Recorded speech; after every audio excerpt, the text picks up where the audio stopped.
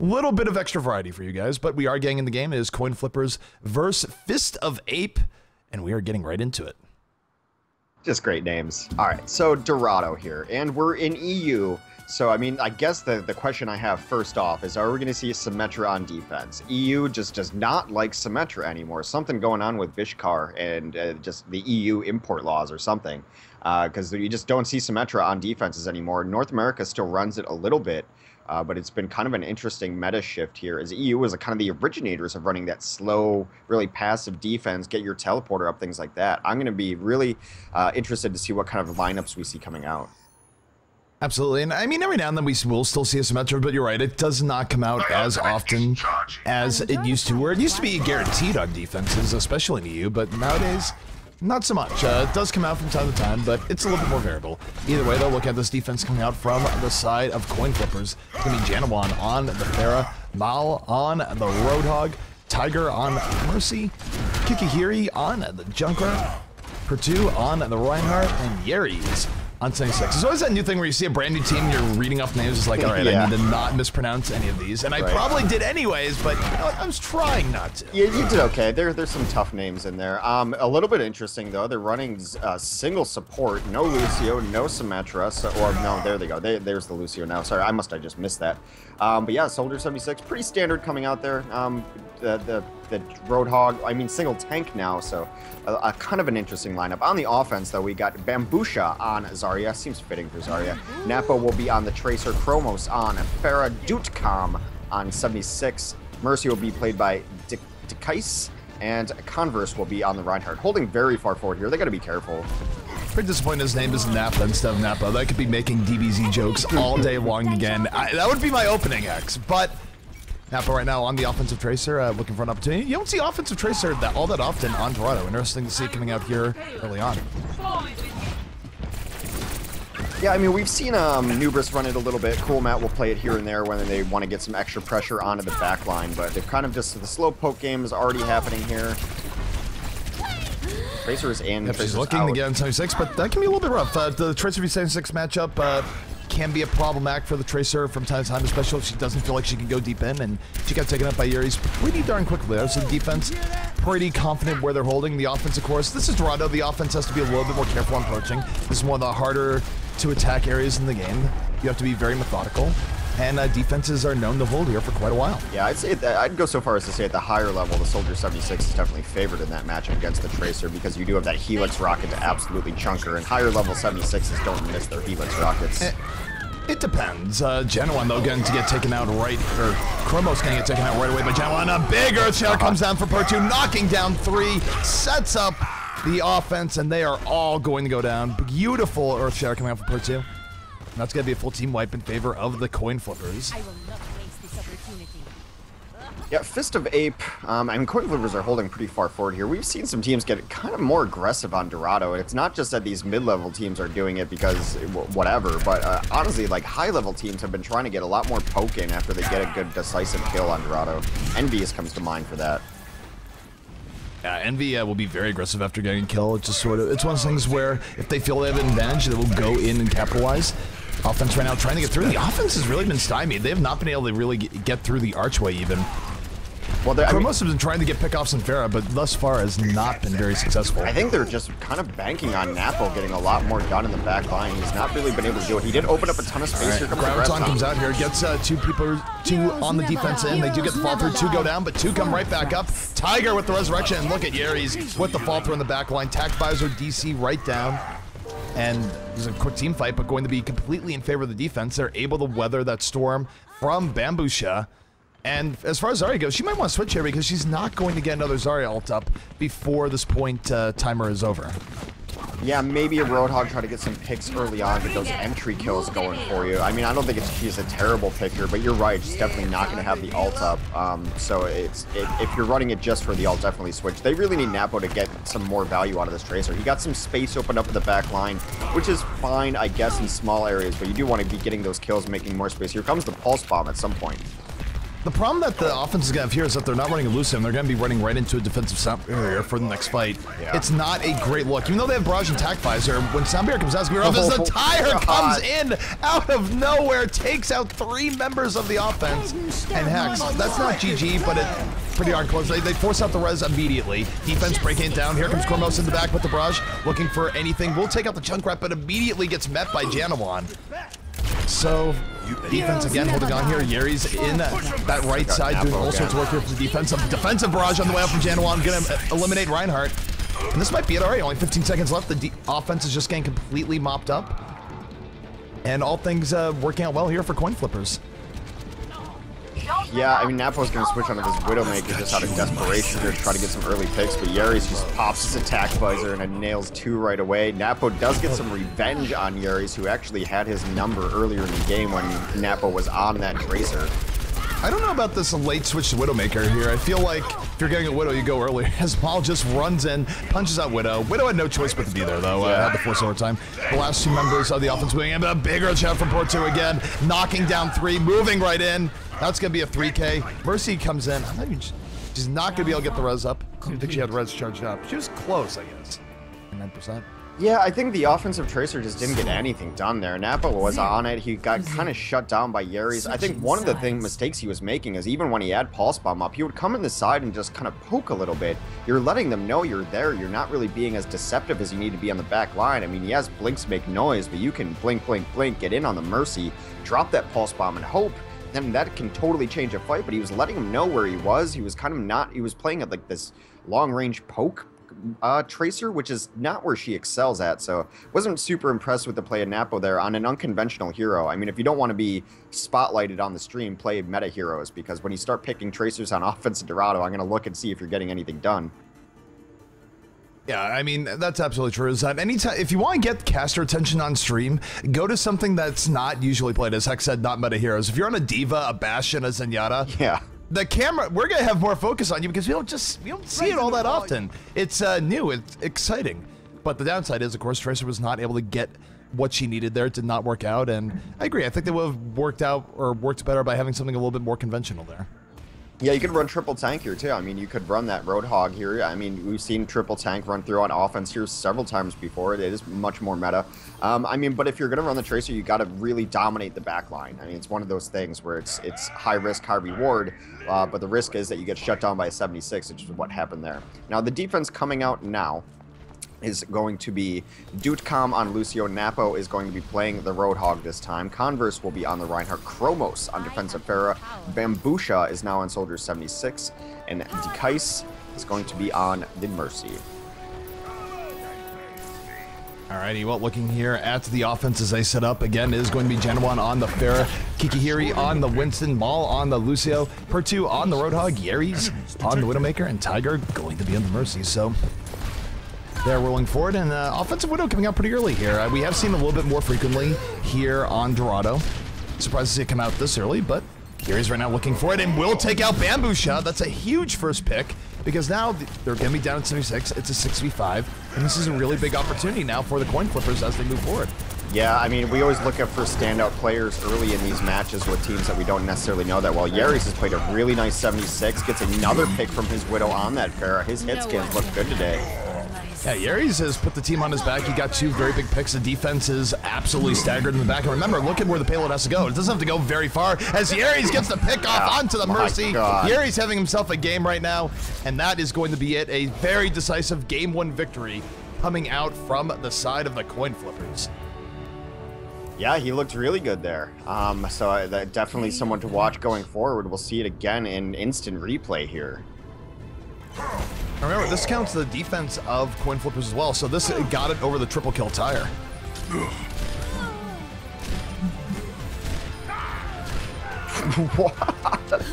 That's just absolutely good. Brutal coming up from Aries. What a triple kill. What a showing for coin flippers. So they quickly go up 1-0 here in the series, and it's going to be up to Fist to Ape now to turn things back in their favor. Yeah, so how it works here, just to give you guys a brief info, the first map is set based on the round. Each round has its very first map already set in stone so that there's no map draft. It actually makes things really easy for us. So first map definitely just is already scheduled. After that, there's a pool of maps that the losing team can choose from. Very simple. I'm not exactly certain off the top of my head what that pool is. I think you have it written down. I'll try to memorize it this time. I don't have it. I just had it on the ESL website. Let's take a look here. But it will be Gibraltar, Kings Row, Volsky, Lijiang Tower, and Binding Dorado. And oftentimes teams, especially newer to the scene, do like bringing it to King of the Hill. It's where you don't necessarily have to scrim a whole lot to be as good at it. It's more natural skill based. Although coordination is definitely a big thing at King of the Hill. Let's not underrate that. Just maybe it's a little bit less complicated than some of the payload maps. And just like that, that will be where we're going to, as Lijiang is picked here from the side of Fist of Ape. Yeah, you can DPS carry. It's a little less, you know, when you're not having to push in objectives as hard. Well, actually, I mean, you really don't necessarily even have to push an objective in King of the Hill. You just win team fights. And so team fights are a lot easier to win when it's just on DPS alone, and you can actually carry it. Even if you start losing players, a 4v6 can actually be a winnable situation depending on how good you think you are. So it is a little less dependent on getting calls, getting the early picks as well. So it's a little more deathmatchy. That's probably why King of the Hill has been my favorite game mode in pretty much every first-person shooter ever. Mostly just because I don't want to have to rely on teammates a lot of the time, as I'm Mr. Solo Queue himself. So King of the Hill is fun to watch, and I think it's going to be much more fun to watch now that we have the 1 hero limit.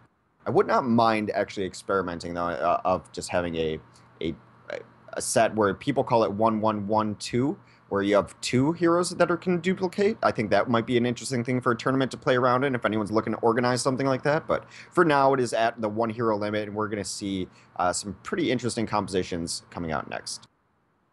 Yeah, I think we will see some interesting comps for King of the Hill. It will, since as you mentioned, it's 1 hero limit. You're not going to be seeing the 5 Tracer games or the double Lucy or anything like that. And just to your point, a lot of players actually have suggested the idea of a single double, or another way of looking at it is 5 unique heroes, where you can double up on a single hero only, and then everything else must be unique. That's actually kind of a cool idea, but the reason why we can't test it out in tournaments is that it's so specific that you would have to have an in-game option for it just to try it out, because it would be way too much admin work to put players on the honor system and all the rest. Yeah, but I mean, if you think about it, that system coming in, you would have like, it would be such a unique flavor and style to certain teams, because you'd be like, oh, well, Cloud9's going to run their double Winston, or on this map they run their double 76, because Cloud9 has those very cool variations. They doubled up more than anyone for the most part. Then you'd see like teams like Code 7, you're like, well, they're going to run their double Tracer. They always do, because Torque and Nicholas run a great double Tracer. You know, it would add a really cool element to things if we did get that in-game support. But of course, you know, that's just my theory crafting on how that would end up working out. I think it would add an element of style and flavor to teams. Yeah, and unlike just a limit of, say, 2 hero limit, you would not open the door to the 2-2-2 compositions or delays where you have 2 Tracer, 2 Diva, 2 Maze, and stuff like that. That could really put gunk up the end of game. So, yeah, I agree. Like a 2-1-1-1-1-1 setup would not be too bad. But we are getting the map number 2 here. It is going to be Lijiang Tower, Coin Flippers versus Fist of Ape. Coin Flippers looking to move on and fight Creation Esports in the round of 64.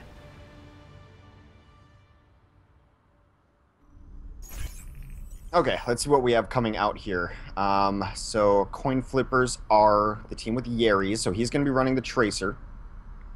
Tiger right now is on the Lucio. They're going to run a Genji, which is a little bit different than we generally see. That is Kikihiri.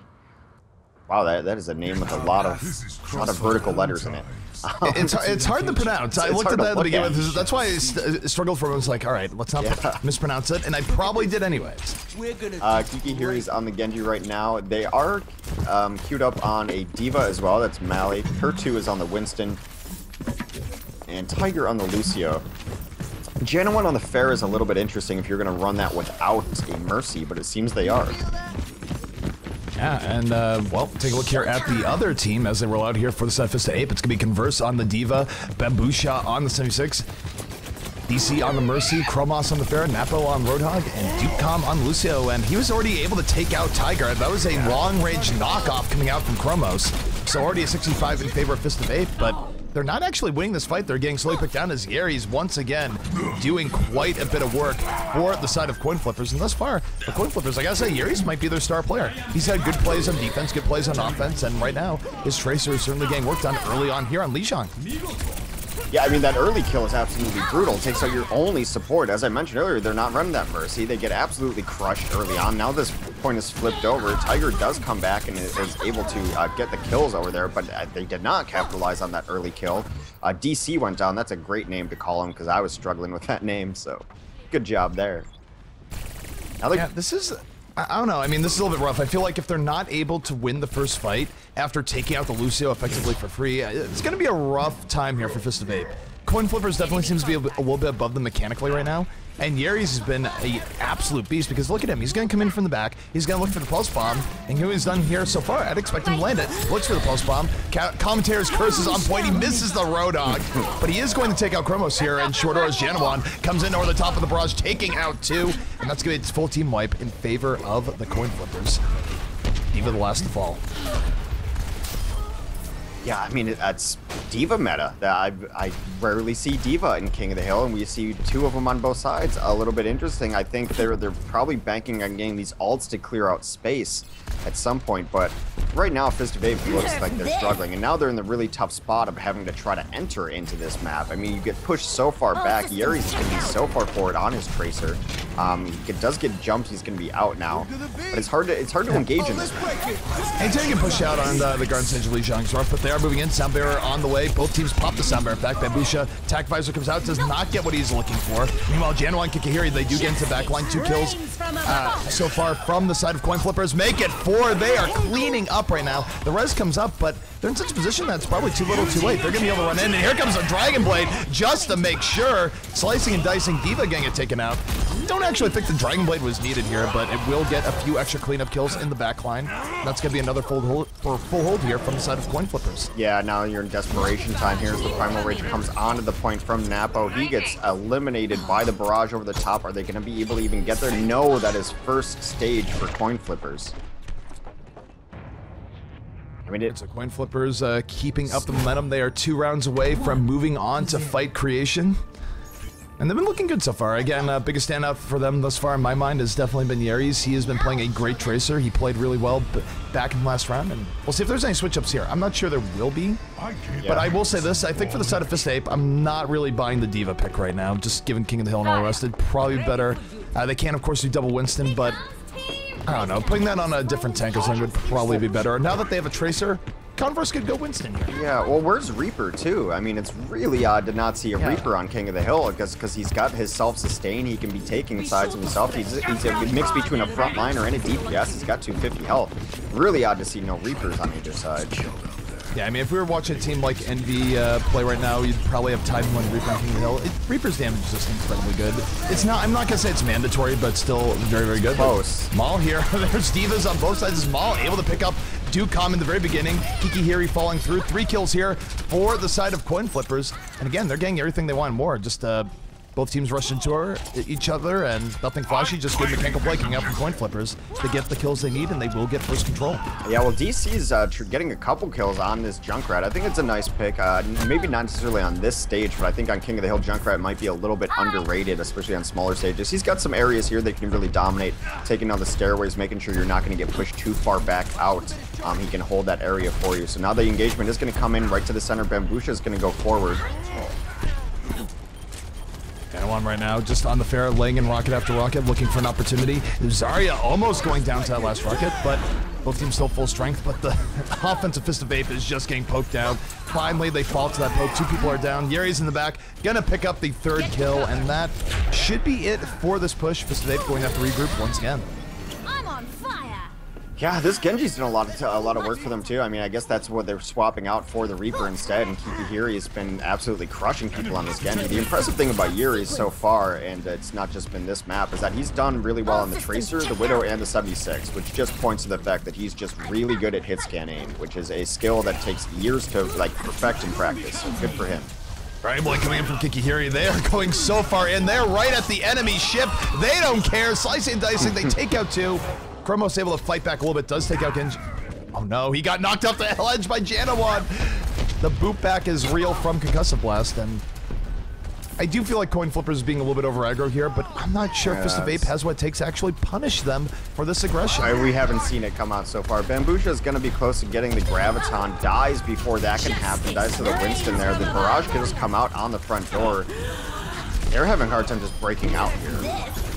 everything going away of coin flippers right now. Every kill, and again, I think this is just a gap in mechanical skill. There's no other way of putting it right now, because really, coin flippers, they're playing very far up. They're not really taking defensive position. They're sort of just moving into the other team. Here comes the tire, though, from the side of DC. DC is not able to find it, though. Gen 1 takes out that tire. And again, you look at the kill feed, it is all blue right now. Coin Flippers is doing whatever they want to do. Maul picking up the double kill on the D.Va, so D.Va getting some value even for the side of Coin Flippers, and yeah. Yeah, you can stop sending us questions of what we need to do to buff D.Va. Clearly, she's fine. Oh, it goes for the emote at the end. Well, 2-0 right now for Coin Flippers. They are 1 round away from putting away the Fist of Ape and their glorious team icon. It is a great team icon, though. We'll give them credit for that one for sure. So, see what they want to bust out here on the last stage. It is their last, lifeline here to stay alive for Fist of Ape.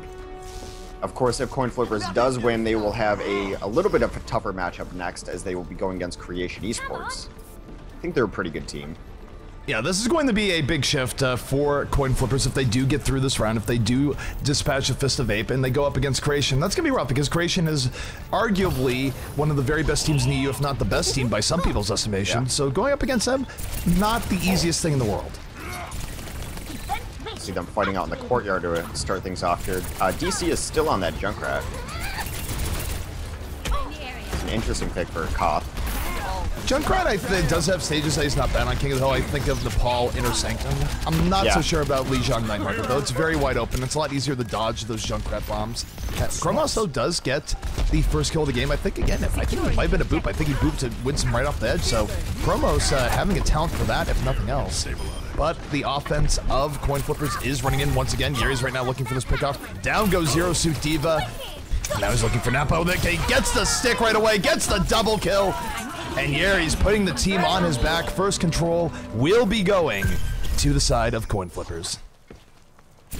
Yeah, that's, I mean, it's the first time that Fist of Ape was able to capture a point so far, so small victories, take that for what it's worth, but now they're going to they've had trouble just initiating and getting out. They have not had the coordination to push out as a team, and they've been getting camped for, like, the entirety of these maps. Again, I'm not even convinced the problem here is coordination. I just think it's at some point in Overwatch, if there's a big enough skill gap, it really comes down to, are you shooting the other dudes as effectively as you're getting shot? And right now, I feel like that's not the case for Fist of Ape.